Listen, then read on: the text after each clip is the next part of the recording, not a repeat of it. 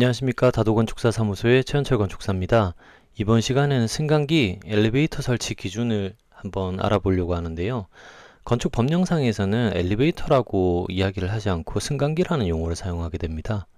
그래서 오늘은 승강기에 대해서 한번 알아보도록 하겠습니다.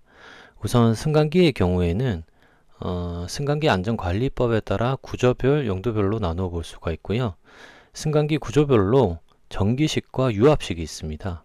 그래서 전기식 같은 경우에는 로프나 체인 등에 매달린 운반구가 구동기에 의해 수직으로 또는 경사로를 따라 운행되는 구조의 엘리베이터고, 유압식의 경우에는 운반구 또는 로프나 체인 등에 매달린 운반구가 유압잭에 의해 수직으로 또는 경사로를 따라 운행되는 구조의 엘리베이터입니다.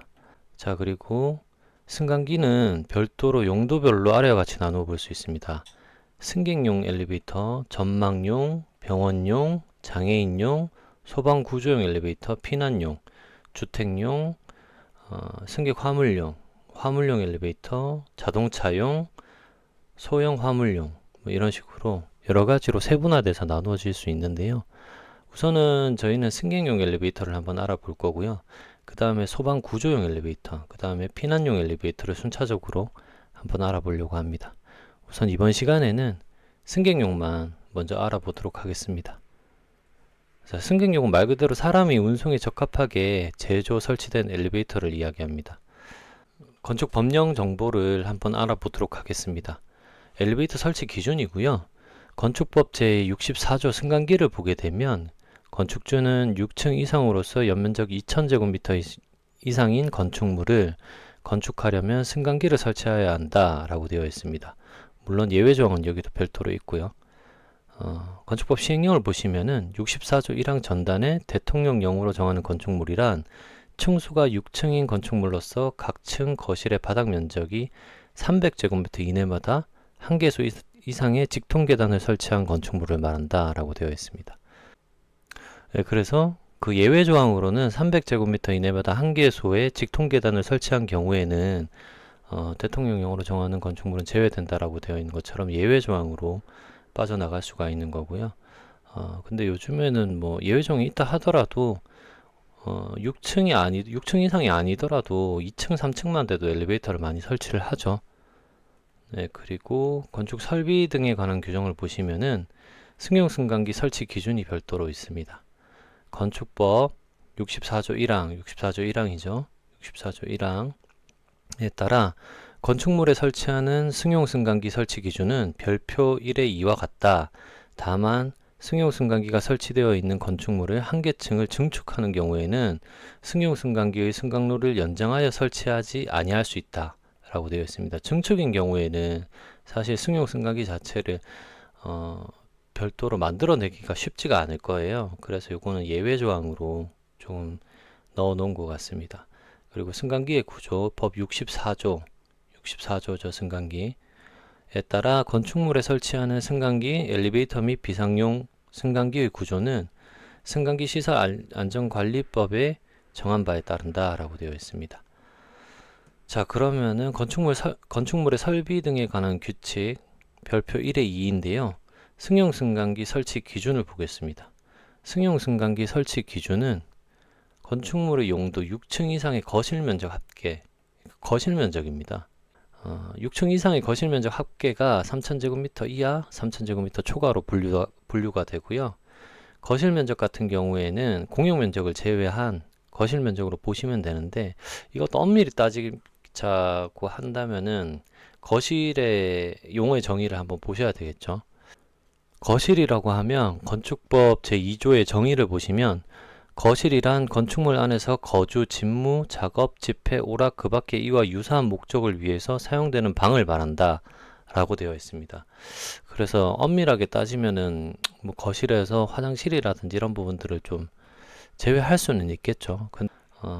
1, 2, 3 해가지고 용도별로 분류가 되어 있습니다. 그래서 이 표는 밑에 제가 사례를 지금 몇 가지를 만들어 놨거든요. 케이스를 몇 가지를 만들어 놨기 때문에 이 케이스 보면서 다시 한번 볼 수 있도록 하겠습니다. 그리고 중요한 거는 별표 1의 2 비골 안에 보시면 위 표에 따라 승강기의 대수를 계산할 때 8인승 이상, 15인승 이하의 승강기는 한 대의 승강기로 보고 16인승 이상의 승강기는 두 대의 승강기로 본다라고 되어 있습니다. 그래서 16인승 이상의 승강기를 설치하게 되면은 이게 두 대로 인정을 받을 수 있다라는 내용이고요. 위의 내용을 정리해서 한번 말씀드리면은 6층 이상으로 연면적 2000제곱미터 이상인 건축물에는 승강기를 설치해야 됩니다. 또한 승강기 설치 시 16인승 이상 설치할 경우에는 두 대로 인정을 해주고 있습니다. 자, 그러면 그림으로 사례를 한번 보고요. 승강기 대수까지 산출을 한번 해보도록 하겠습니다.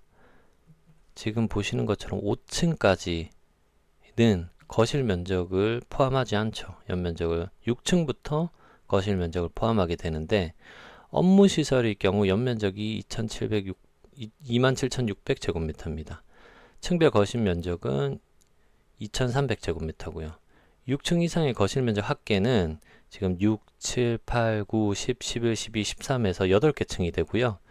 2,300제곱미터 곱하기 8개 층, 그러니까 거실 면적이죠. 거실 면적 곱하기 8개 층 하면 18,400제곱미터가 되고, 우선은 6층 이상의 거실 면적을 산출을 했으니까 표를 다시 한번 볼까요?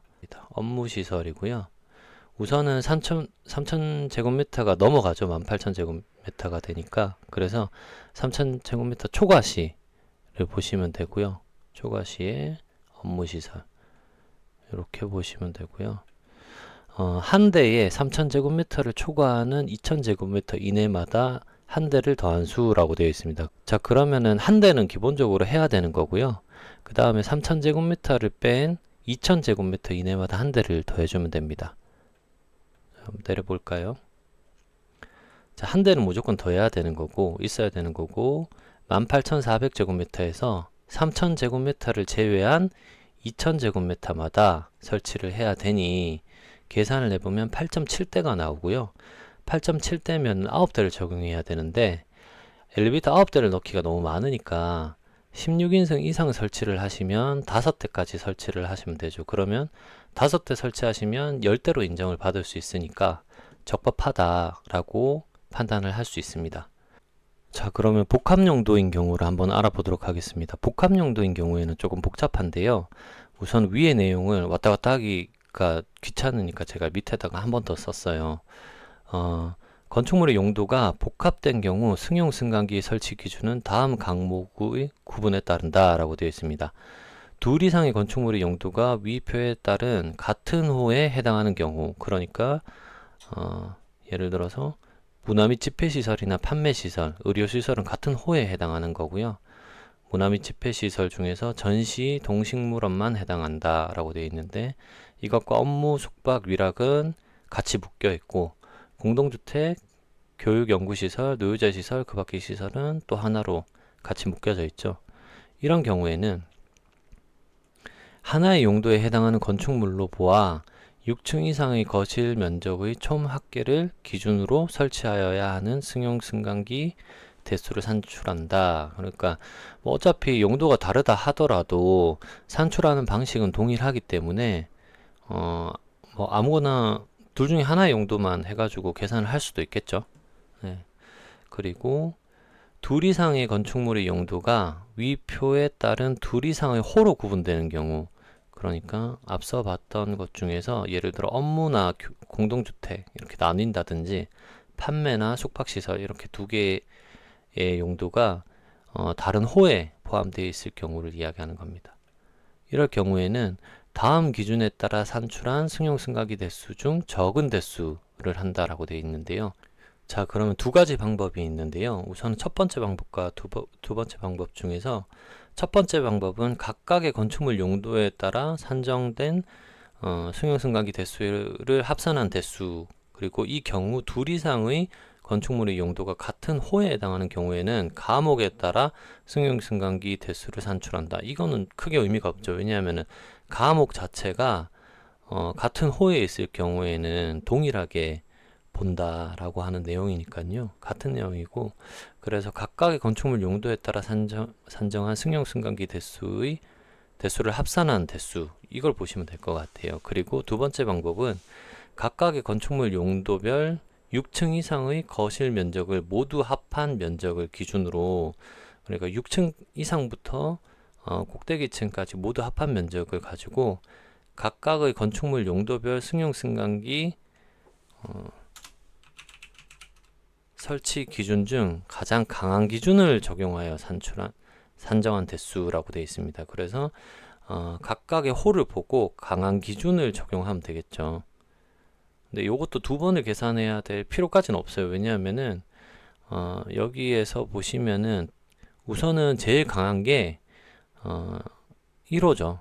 두 대의 3000제곱미터를 초과한 2000제곱미터마다 한 대를 더한 수고, 한 대의 3000제곱미터를 초과한 2000제곱미터마다 한 대니까 1, 2, 3 순서대로 1호, 2호, 3호 순서대로 더 강하다고 보시면 될 것 같아요.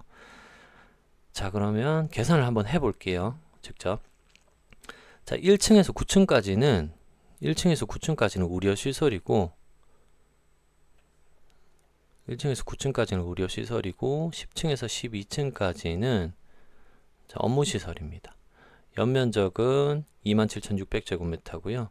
층별 거실 면적은 2,300제곱미터입니다. 자, 여기서는 각각의 용도별 대수를 합산한 대수 적용을 할 거예요. 의료시설은 6층 이상의 거실 면적 합계가 2300제곱미터 곱하기 4개 층, 그러니까 6층 이상이기 때문에 나머지 층은 빼죠. 그럼 9200제곱미터가 되고, 두 대의 바닥 면적 합산한 면적 빼기 3000제곱미터 그리고 2000제곱미터마다 한 대씩 이렇게 하게 되면 5.1대가 설치가 되고, 업무시설 같은 경우에는 6층 이상의 거실 면적 합계는 2300제곱미터 곱하기 4개 층이 돼서 9200제곱미터가 되거든요. 근데 여기에서는 우선은 기본적으로 한 대예요. 그 의료시설은 기본적으로 두 대가 되는 거고요. 그래서 3000제곱미터를 제외한 2000제곱미터마다 그리고 산식을 넣어주면 4.1대가 됩니다. 산출 방식 두 번째인데요. 각각의 용도별 가장 강한 기준을 한번 적용해 보겠습니다. 우선은 제일 강한 기준은 6층 이상 거실 면적 합계가 8개 층이에요. 2300 곱하기 8개 층 하시면 되고 18,400제곱미터가 나오는데, 아까 1호에서 제일 강하다고 했죠. 두 대에다가 거실 바닥 면적 합계 빼기 3000제곱미터 그리고 2000제곱미터마다 한 대씩, 그래서 9.7대가 나옵니다. 그러면은 위 산출 방식을 따라서 하면은 9.2대하고 9.7대 이렇게 나오는데요. 산출 방식 1, 2에 따라 적은 대수 산출 방식은 1이고 승강기 10대 설치를 해야 되는 상황인 거예요. 근데 16인승 이상으로 설치하면 5대를 설치하면 되겠죠. 근데 여기에서는 그래도 여유치가 조금 있어요. 9.2대, 그 다음에 9.7대에서 9.2대 기준으로 저희가 넣은 건데, 만약에 용도 변경을 한다든지 뭐 이런 상황이 생겨버리면 승객용 승강기 산출 대수가 적법한지를 한번 더 확인을 해봐야 되겠죠. 자, 그러면은 산출 방식 1, 2에 따라 적은 대수 산출 방식이 1번이고 1번 방식이 적은 대수 산출 방식이고요. 그럼 10대를 설치하면 되는데 16인승 이상으로 설치를 하시게 되면 5대를 설치하시면 됩니다. 자, 그리고 승강기 안전기준 변경에 대해서 한번 말씀드릴 건데요. 이거는 2018년 3월 23일 행정안전부 보도자료에 따르면 행정안전부는 승강기 정원 기준을 한 명당 65kg로 했었는데 이걸 75kg로 강화를 하게 됩니다. 네, 그래서 종전에 16인승이 14인승밖에 안 되는 거예요. 그래서 1인당 탑승 공간 자체도 15% 정도 늘어나게 돼요. 이렇게 되면은 그래서 16인승이었던 게 14인승으로 바뀌게 되는 상황이 생겨버리죠. 그래서 현재는 이 법령 자체가 한 7년 정도 지났다 보니까 엘리베이터 업체에서 이 기준에 따라서 만들어 놓은 엘리베이터들만 정확하게 납품을 하게 돼요. 예전 건축물을 용도 변경하시거나 대수선 하실 때 엘리베이터 박스 사이즈하고 그 다음에 인승이 지금이랑 많이 다르다라고 이야기 하시는 분들도 계시는데 이게 이제 기준이 좀 바뀌었기 때문에 그렇다고 보시면 됩니다. 자, 그리고 요 내용은 제가 블로그에 올려놨으니까요. 한번 찾아서 보시면은 요 내용을 다운받아서 보실 수가 있습니다. 자, 그러면 오늘은 승객용 승강기, 건축물에 들어가는 승객용 승강기에 대해서 한번 확인해 봤는데요. 다음 시간에는 비상용 승강기라든지 아니면 피난용 승강기에 대해서 한번 알아볼 수 있도록 하겠습니다. 감사합니다.